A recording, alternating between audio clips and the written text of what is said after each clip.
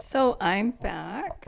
I just kind of wanted to show you. I mean, this is linked on my website, but I thought I would just open this up from the church catalog. This is the instructor.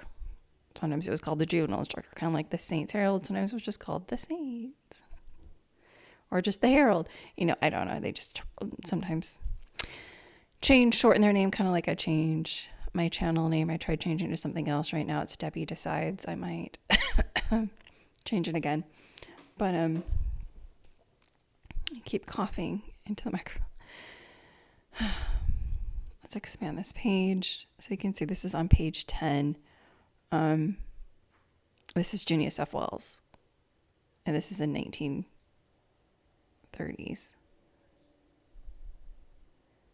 I'll just kind of show you. There's page 80, February 1930.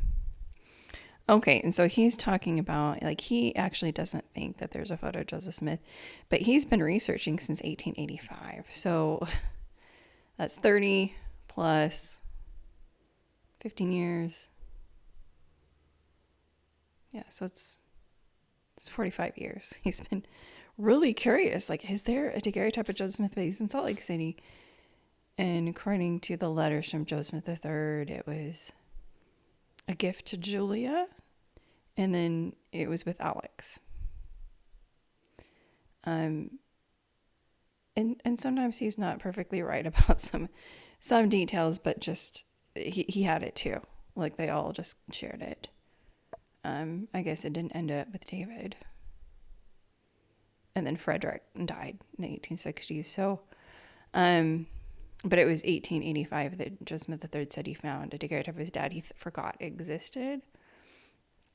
But he was already selling pictures, like photos of the oil painting, advertised as just photos of oil painting, in August 1879 of the Saints Herald, of which he was the editor-in-chief of. And the money from that was going to go to Major Bideman, Jane A. Robinson, and he got a cut of it. So we're saying my dad was 36 when the painting was done. It's not postmortem. That's 2 years before he died. And 2 years before, according to Junius F. Wells, Lucian Foster could have taken the daguerreotype. So this is on, if you look at this, it would say page 80. Here it says page 10. And he's talking about a lithograph. And just talking about different things. For a time, it was supposed that it was copied, that the forward-facing painting was copied from a daguerreotype made by Lucian R. Foster between the end of April, because that's when Joseph Smith has that journal entry saying that Foster came with a gold pencil. The martyrdom in June 1844 attempted to prove this, but so far I have found that the reverse appears to be true. All the daguerreotypes that I have examined were taken from the lithograph instead. Isn't that interesting? But either way, the time frame from getting his daguerreotype taken was between April and June 1844. So there's that, and I don't know why that's freaking out, but let's just get off of there. And the other thing I want to talk about is the LDS Anarchist right here, where he does state an update that upon looking at the photocopy of this photo that Jovis Thorin spent, it was the longest post. I just didn't read it all. I'm sorry. I don't think it's Joseph Smith at all, because I'd already researched it. And I'm not going to break apart his whole website. But that whole page was like copying.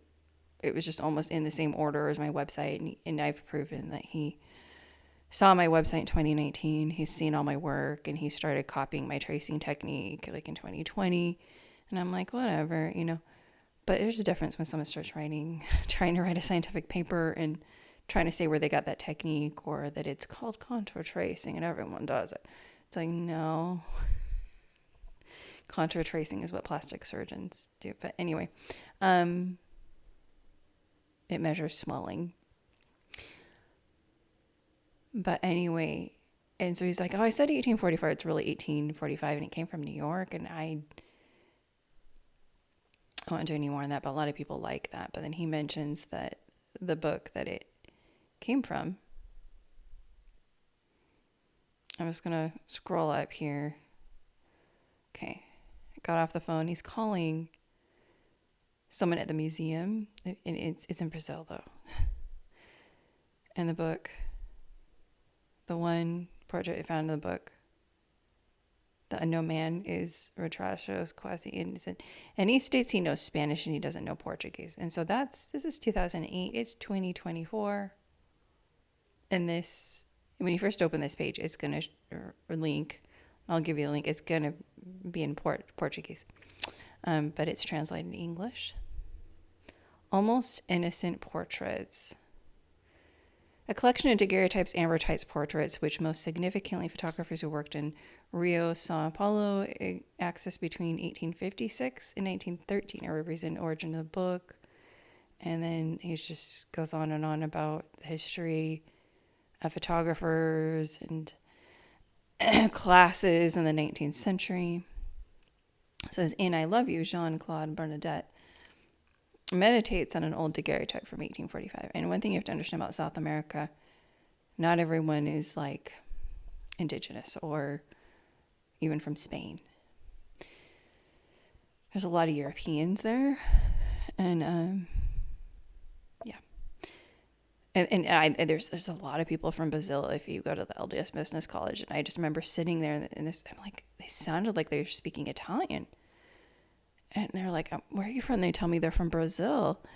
And they're like, oh, my name is Italian. My whole family. Like, wait, there's a lot of Italians here. You know, it's just a lot of different, a lot of Europeans are there.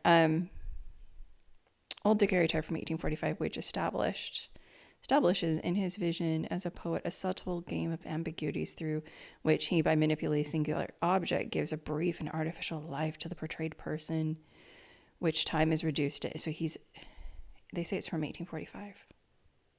So they're trying to tell this guy that he found the museum in 2008. Okay, if they had a daguerreotype of Joseph Smith and they found it, a facial expert, and they said it was, they would have done something about it, but it's not Joseph Smith. Okay, so now, thankfully, there's a very high resolution copy of it, and he looks like this.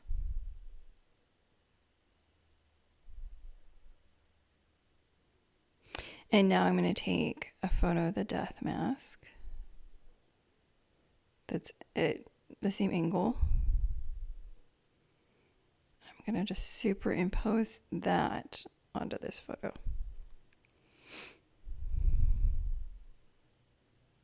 I just have to scroll through everything that I have here. It's this one. Okay. So it's 0% here.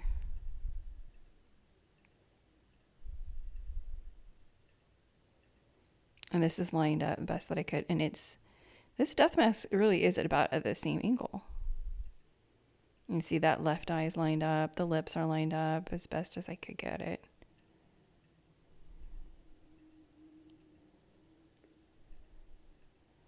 Yeah, I'm looking at that left eye. Look at the other eye.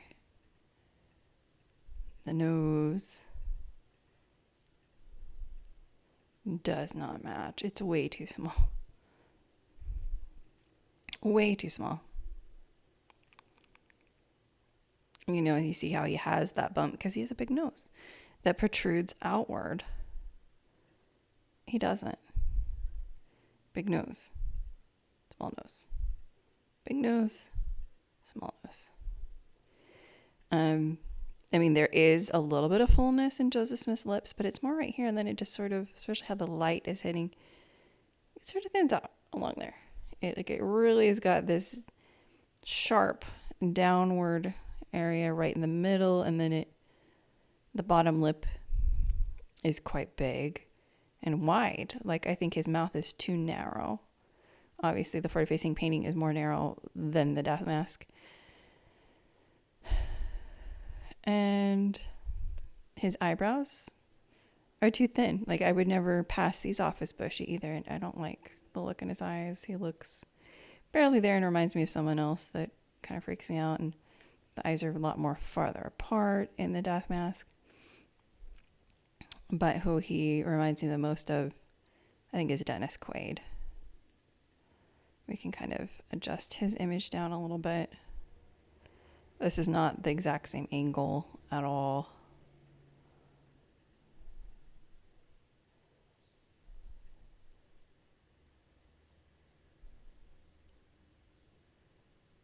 But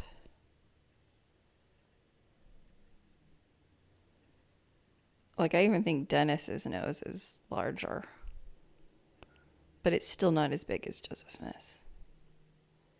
So this guy's nose is smaller and more flat. Like, it's as if Joseph Smith had a nose job done. Like, that's how small the nose is. If he just went and shaved things down, celebrities and people that get their nose shaved down, like, it's even... Dennis Quaid doesn't have Joseph Smith's nose at all. I mean, you know people with noses like this. Sometimes they want a nose job, but yeah, the shape of the eyes are so similar. The nose is so similar. It just, their eyebrows are they're not bushy at all. Their eyebrows look about the same thickness.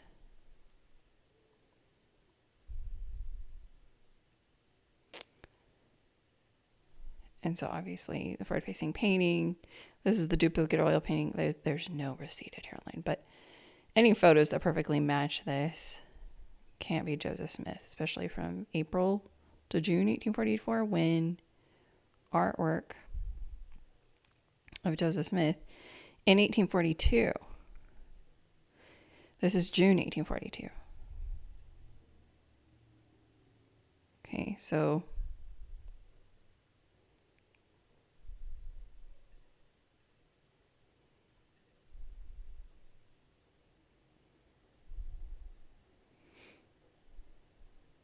you see July 1842 is when this is done, but you know, the hair is very much brushed straight forward there.